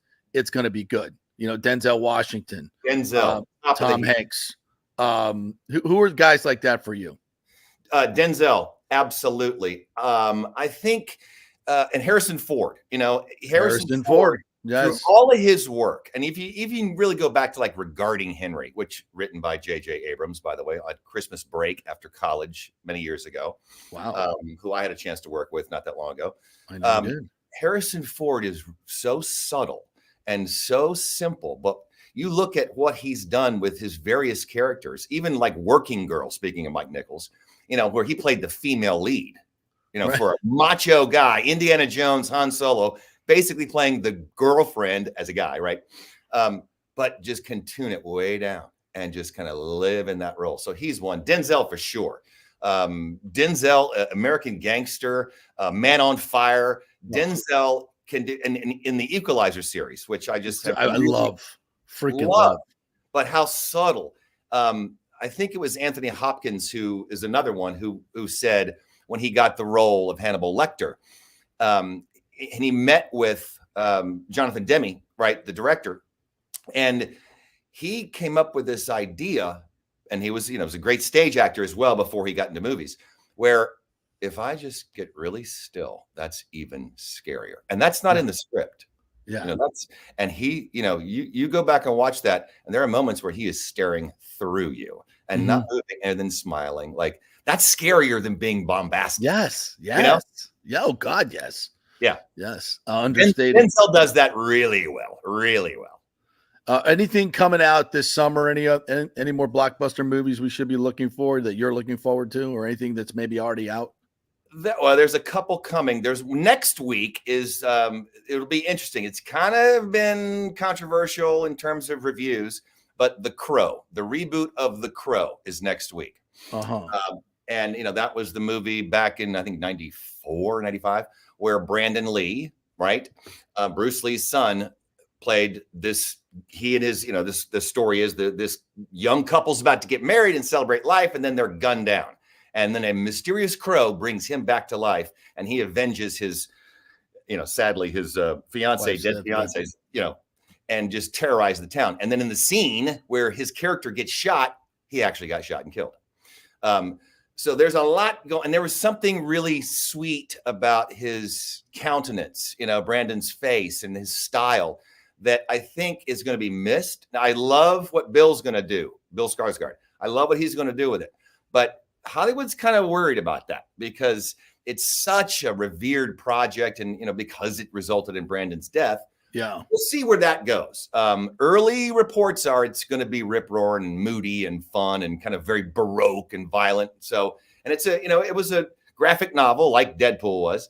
So it'll be fun to see how they kind of retool that. Okay, that's next week. All right. I don't know. Did you see House of the Dragon? Yes, I did. We watched, Ashley and I watched the whole season, and we love it. But that last episode sucked. Like how you can't do that to the audience. You can't lead up to World War III and then go, we'll see in a couple of years. Well, come on. I did. What are you?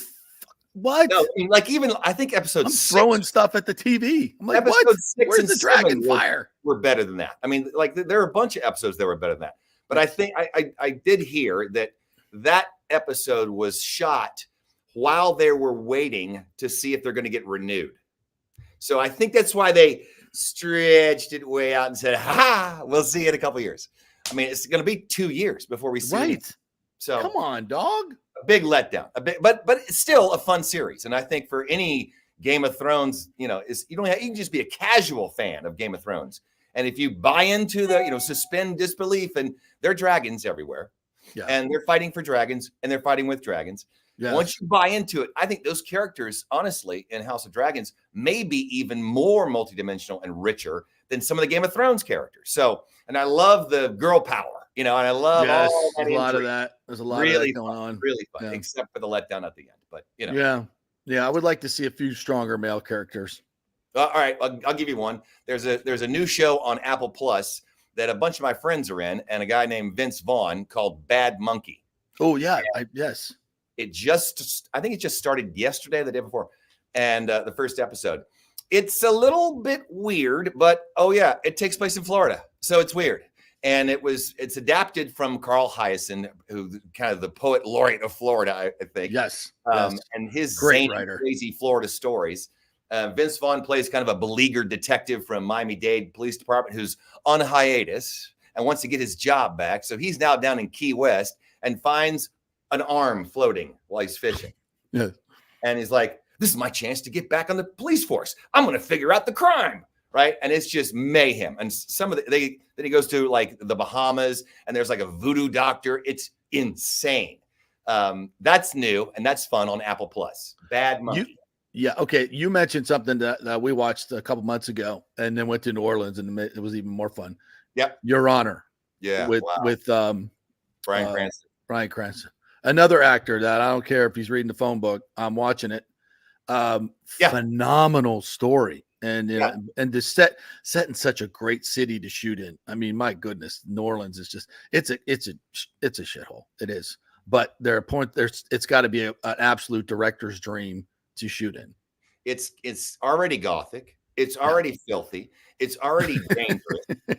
So just plug in, turn the camera on, and go. And go, right. And you put that team together. But that's now back. That's on Netflix. So for those that didn't have Showtime, and that's been out a couple years. Yeah. So really, it's more or less. He plays a judge whose son gets in trouble, and then he decides to help to cover it up. Yeah, just leave it right there. But it goes berserk, and you've got kind of this New Orleans mob boss that's at war with him, and it's very moody. And Margot, the character I love the most, aside from Bryan Cranston, is Margot Martindale. Which one is she? She is his the cop sister-in-law, right? Sister-in-law. Oh yeah, She was his wife's sister. Yeah. And she shows up kind of towards the end and kind of helps. She's great. She's an old Southern woman who's a senator. Yeah, and that's right. And you don't know what side she's really on. No. But no, that's really, really good. Highly recommended. Any other recommendations of stuff people can watch before football season gets in full stretch?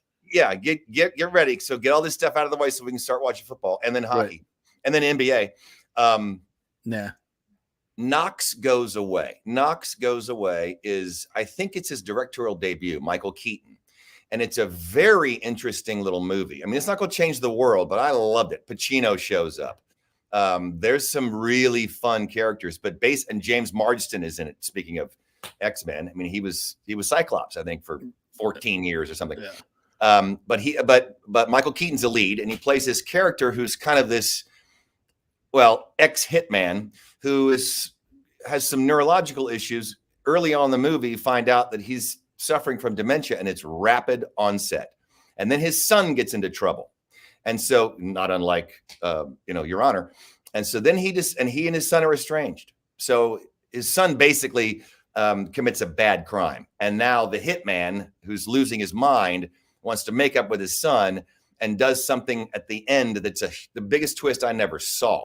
And that's on HBO, late 80s, 90s crime thriller noir. It's really a cool style. All right, everybody, go watch Deer Camp this weekend on Amazon Prime, and you'll say, that's the dude on JP's show.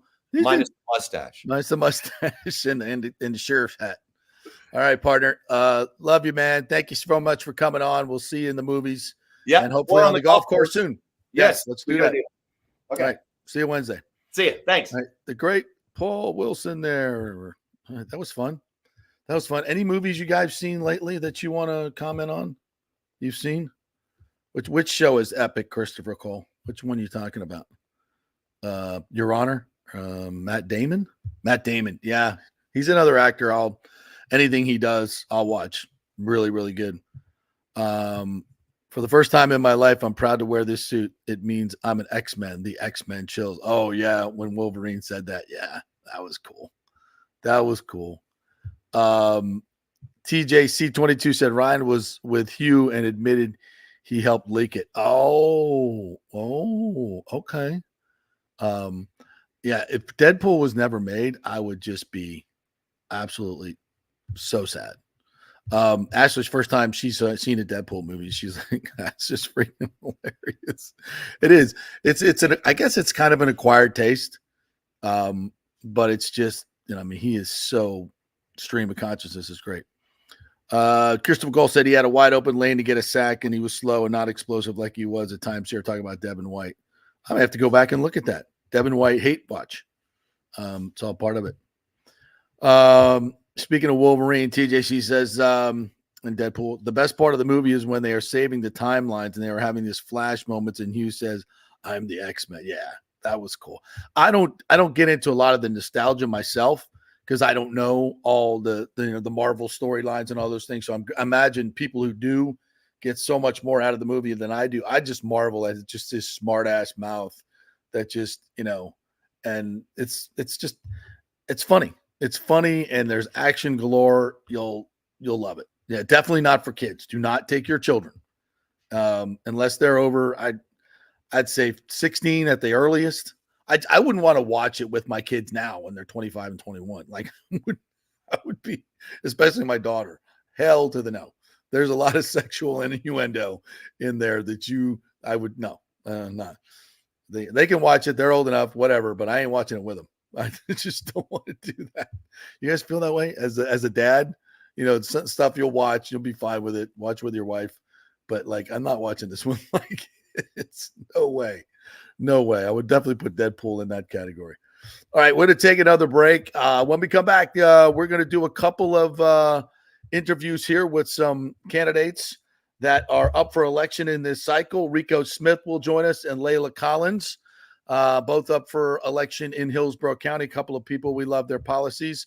And like we do on this show, we talk about stuff that other people don't. And we hope if you care about your community, you will stay tuned and listen with us. Back in 3. Stay with us. As we head into summer and hurricane season, you must make sure that your home is fully insured. Over 40% of people in Florida are not fully insured because property rates have gone up lately. Your home is worth more, so it needs to be insured. Call the great folks at Italiano Insurance, 813-877-7799 to make sure you're fully insured. And also, you might just save some money. There are new companies coming into the state all the time. In fact, we just shopped our homeowners insurance, and I'm telling you, folks, we saved over $550 because Charity, the great customer service at Italiano Insurance, did all the work and found us a better company and a cheaper company. She'll do the same for you. 813-877-7799. Do something about these high rates. Shop them around. Could save you lots of money. It's Italiano Insurance. Been doing business here locally for over 60 years. 813-877-7799. Tell them JP sent you. Discover the collection of men's jewelry that combines classic style with contemporary flair at the Gold and Diamond Source. From sophisticated watches to bold rings, find pieces that reflect your personality and stand the test of time.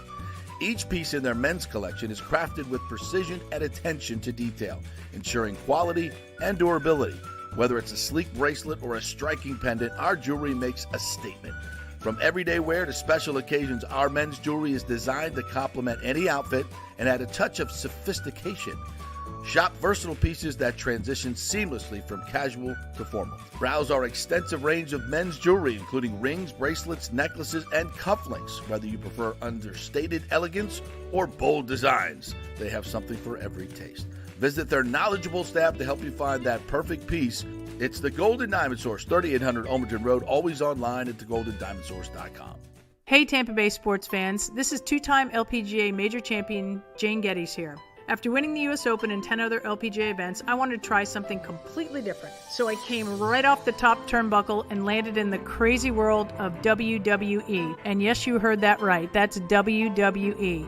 Working for the Vince McMahon as the VP of Talent Relations for the company. Now, though, I want to work for you. Everything I've done in my life, I've done with incredible passion. And now I've turned my focus to leading the best real estate team in Tampa Bay, the Gettys Gordon Group with Keller Williams in South Tampa. If you're looking for a new home, an investment property, or looking to sell your current home, we will give you major championship level service. When you choose Gettys Gordon Group, you become part of our inner circle, like family. So if you're looking for a few golf tips or a golf course view, we're going to stripe it right down the fairway. Call me at 813-485-6808 or go to gettysgordongroup.com, or again, give me a ring at 813-485-6808. Getting old is inevitable, but feeling and looking old is avoidable. If you're feeling run down, your workout sucks, or your sexual libido is not what it used to be, check out Bay Area Modern Medical Center. That happened to me a few years ago, and I found out I had the testosterone level of a second-grade girl. That's not good. Our food, environment, and stress can cause your T levels to drop. Bay Area Modern Medical Center can help, and they are different. They offer customized hormone replacement for both men and women. Christopher Lugo and his medical staff can help you restore your energy, your sex drive, and your feelings of well-being. It was a total game changer for me. I have way more energy, lost 30 pounds, and I'm performing better in all areas of my life.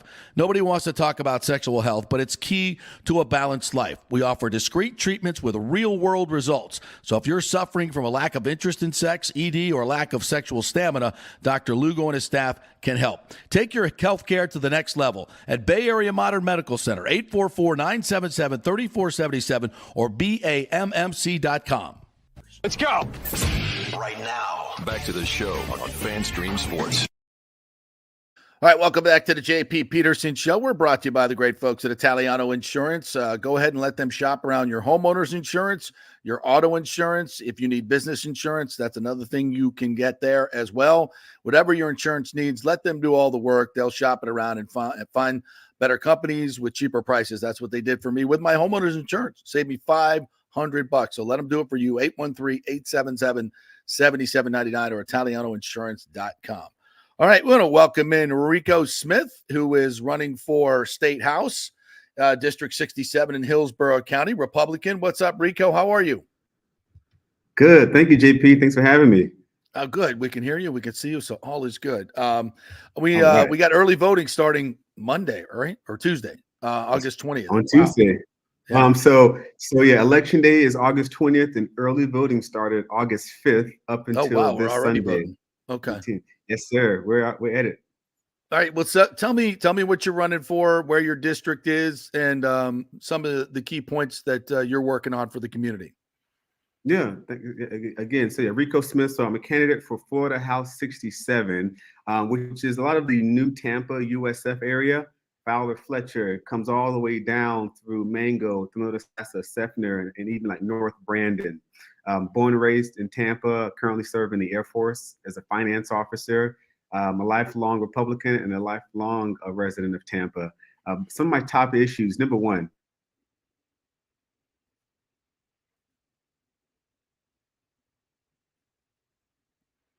looking at prioritizing education for our children, bringing dollars back to our district for infrastructure and healthcare, which is a looming aspect that we're facing right now throughout Florida as we have an aging population.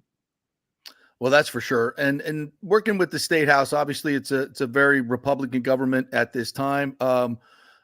Draw the differences between yourself and your opponent in this race, if you would. Absolutely. So as you know, there is a supermajority of Republicans in both chambers, the Senate and in the House. But ultimately, if you look at my opponent, she is the House Minority Leader. She's one of the most powerful Democrats in the state.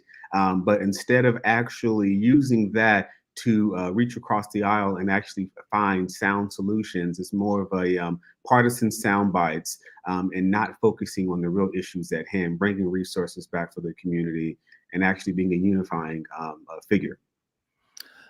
Rico, tell me a little bit about what kind of the atmosphere is up in Tallahassee right now.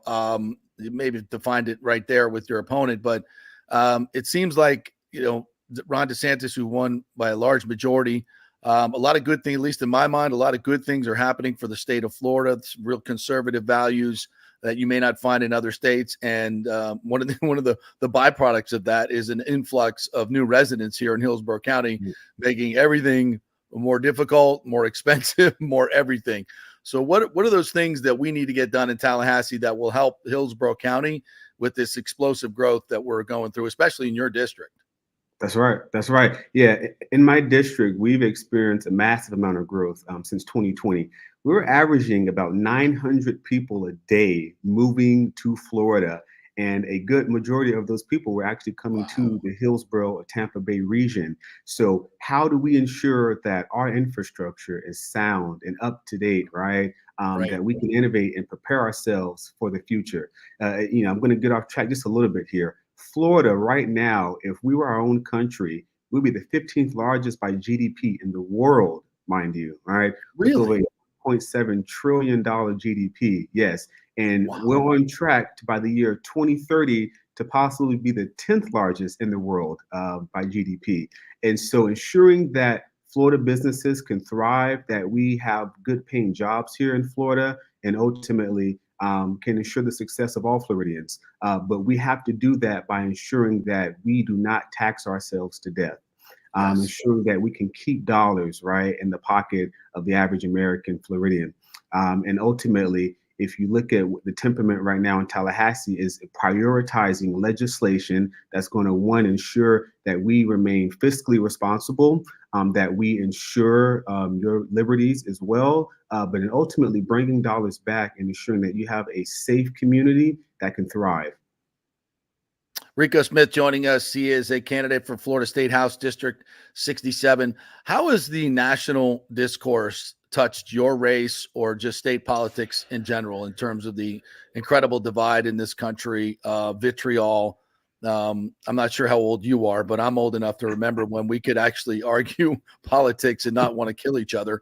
Was much more civil time. And now that's changed dramatically. What's your view on that? That's right. Well, I'll tell you, the good thing I like to look at is that in this race, I feel as though I am the candidate that will be a unifying voice, someone of sound reason that can actually look through all the noise that's going on right now and say, hey, focus on what's at hand. The kitchen table issues, right? When we look at rapid inflation, when we look at cost of living, housing prices are through the roof. How can we focus on ensuring that the average family can thrive? And that's what we're going to do right now. The national headwinds are going to move and sway whatever way they will. But ultimately, as I tell everyone, the lower you go down on the ballot, the closer you are to home. All right. It is your county commissioners, your school board races, your state representative races, right? Those are the races that will have the most immediate impact on your day-to-day life. So just truly driving that engagement here at the local level. But I think we are going to have significant turnout on both the left and the right in November. Where do you think Hillsborough County is going to land in terms of the presidential race? You get any feel for that? If you look at that's a really good question. So if you were to go back maybe just about 8 years or so, the surplus of Democrats over Republicans in Hillsborough County was about 70,000.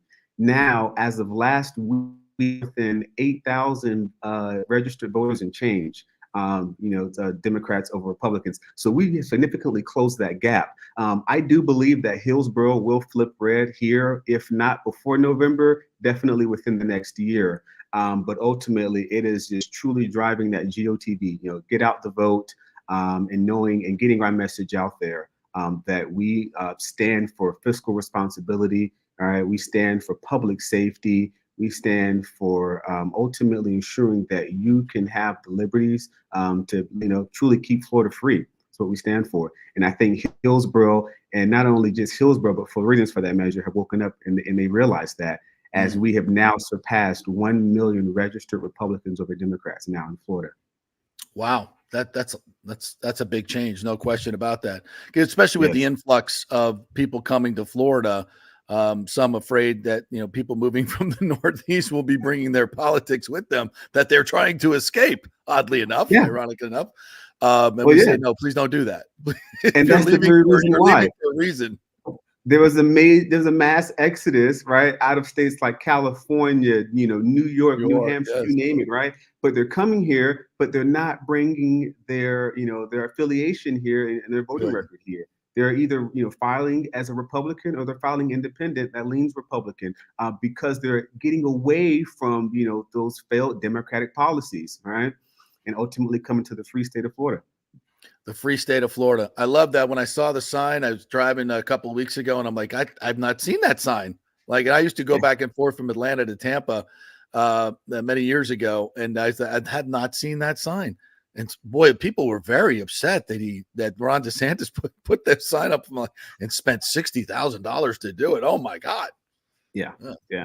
And I tell you this, JP, which I think is laughable.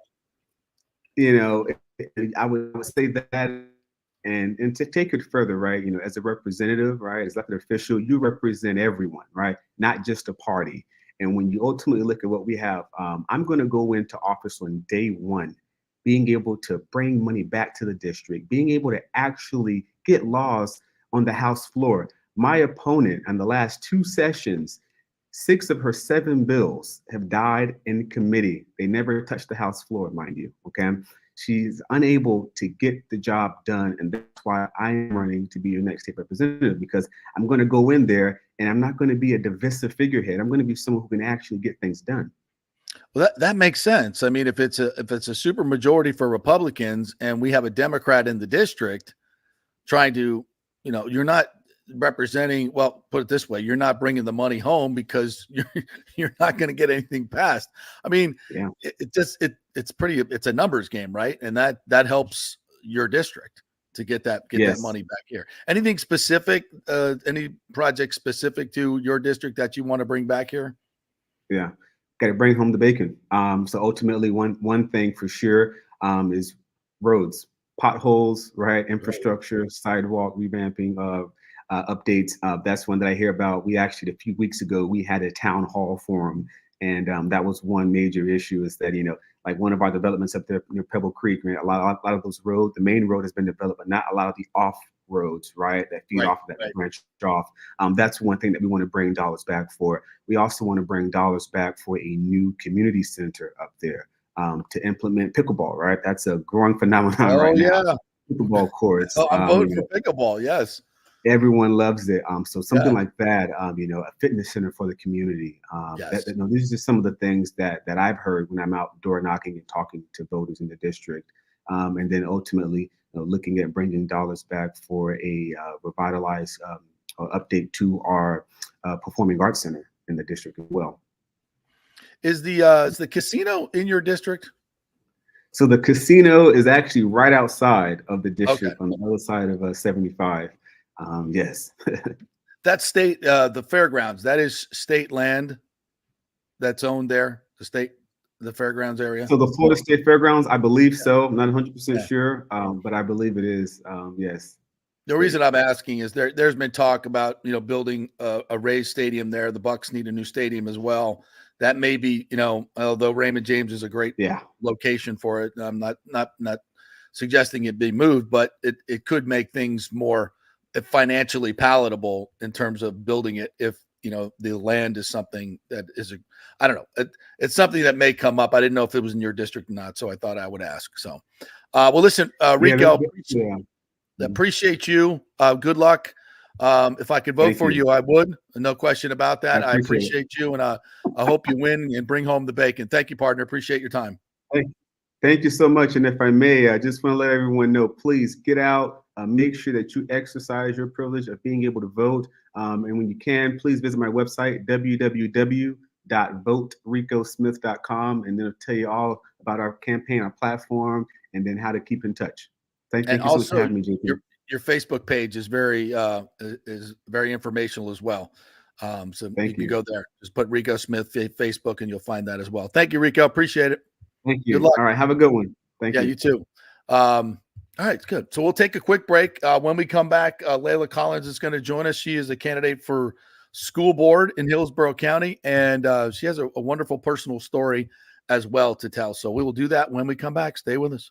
As we head into summer and hurricane season, you must make sure that your home is fully insured. Over 40% of people in Florida are not fully insured because property rates have gone up lately. Your home is worth more, so it needs to be insured. Call the great folks at Italiano Insurance, 813-877-7799 to make sure you're fully insured. And also, you might just save some money. There are new companies coming into the state all the time. In fact, we just shopped our homeowners insurance, and I'm telling you, folks, we saved over $550 because Charity, the great customer service at Italiano Insurance, did all the work and found us a better company and a cheaper company. She'll do the same for you.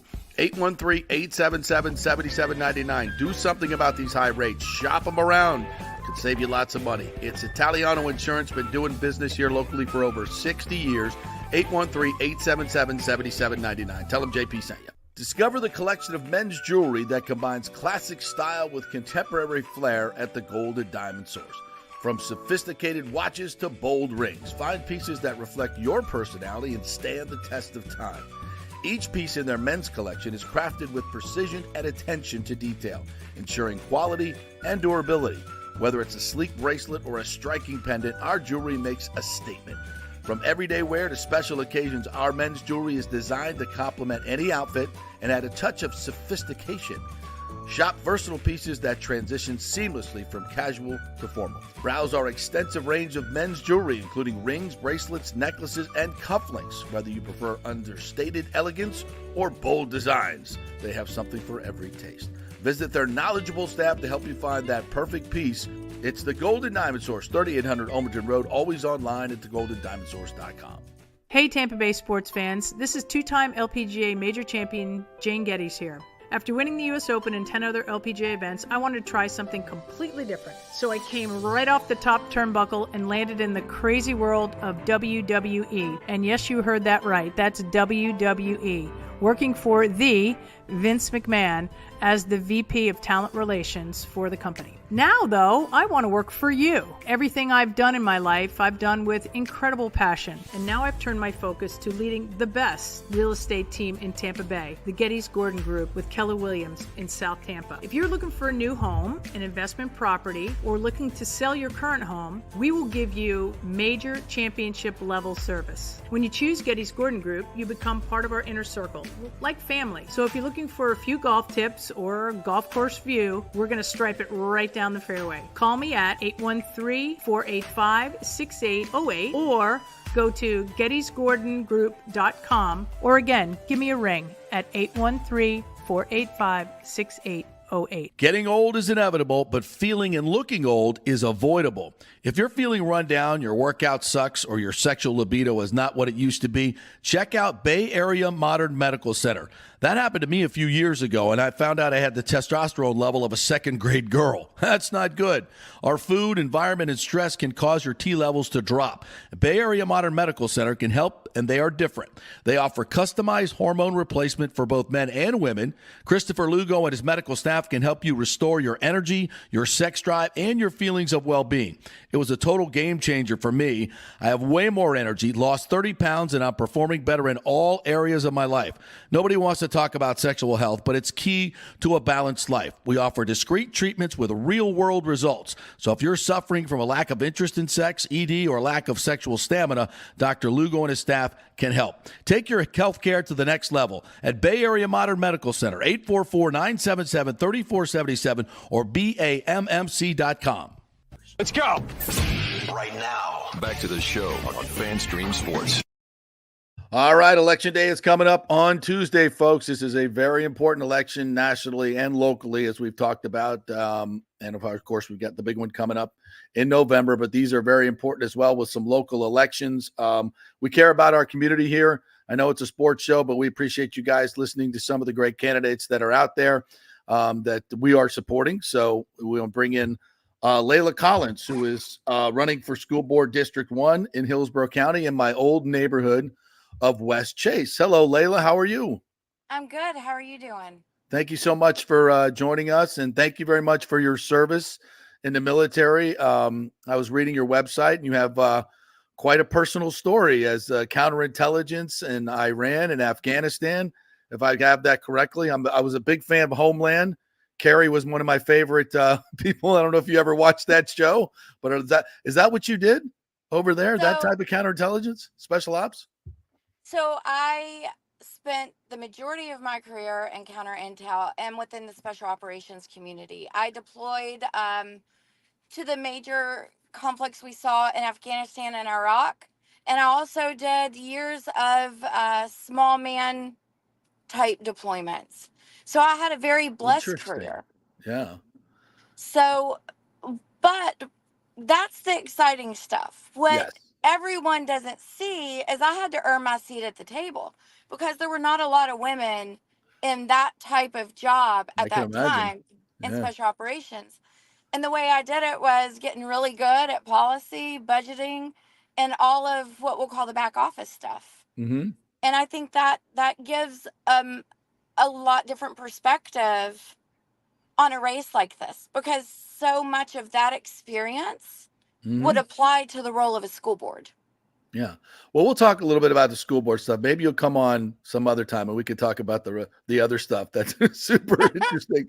But let's dig down in what's going on here, because as we've learned over the past 5 or 6 years, especially, school board is a very, very important position now, especially with a lot of the shenanigans that's going on in public schools, in my opinion. And we need people, I think, conservative value people like yourself to make sure that our schools are places for learning and not indoctrination. Where are you on some of those issues? I believe that we need to start electing people that understand what the role of a school board is. And a school board has 3 jobs. Yes, we need to be out in the community building relationships to facilitate those 3 jobs. But those 3 jobs are budget, create local policy based on law. We are not a legislative body when we're on any board, let alone a school board. And you hire and supervise the superintendent or CEO. It's like any other board. And those are the 3 areas where we should be the most competent.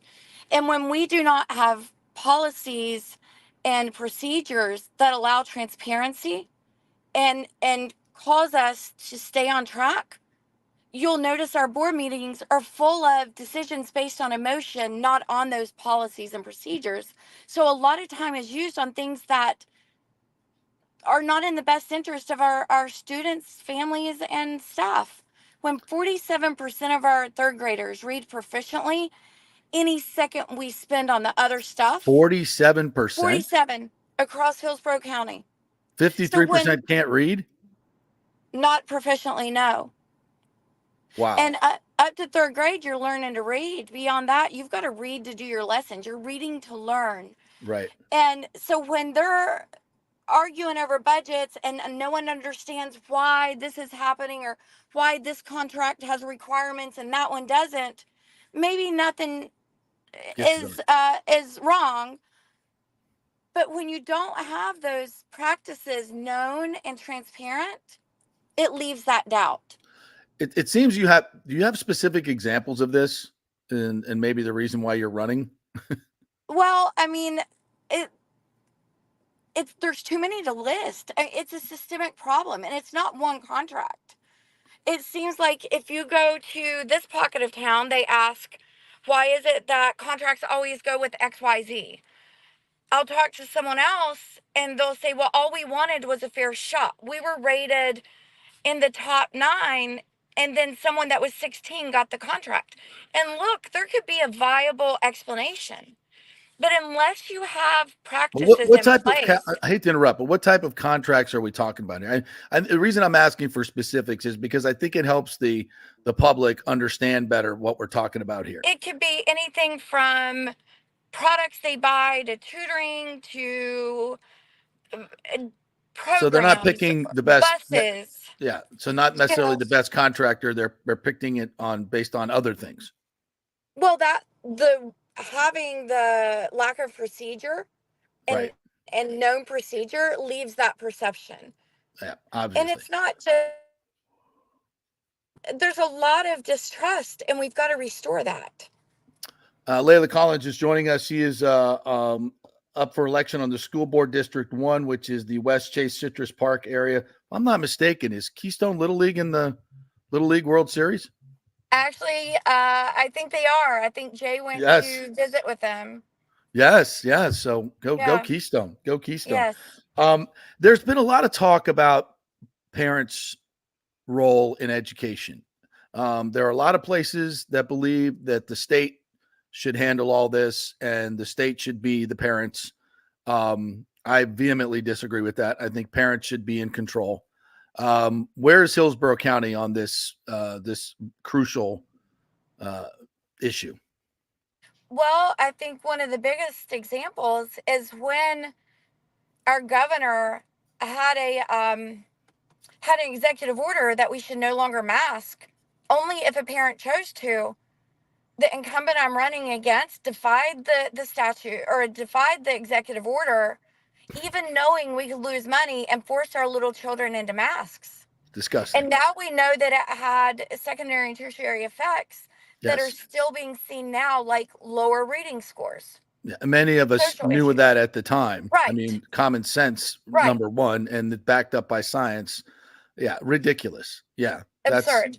Yeah.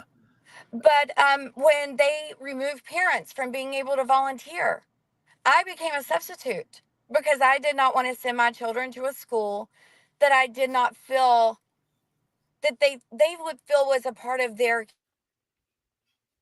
Wait. Parents are not. I hope we didn't lose you, Layla. Did we? Oh, we lost her. Hopefully we can get her back. So if I heard her correctly, parents are not allowed to volunteer. Hold on. See if we can get her back. That blows my mind. My kids went to a private school. Obviously, we were obviously able to volunteer and did a lot. We spent a lot of time. Well, I think we lost Layla there. Hopefully we can get her back at another time. So, listen, folks, these are important. Oh, I think we got her back. I need to. Are you back, Layla?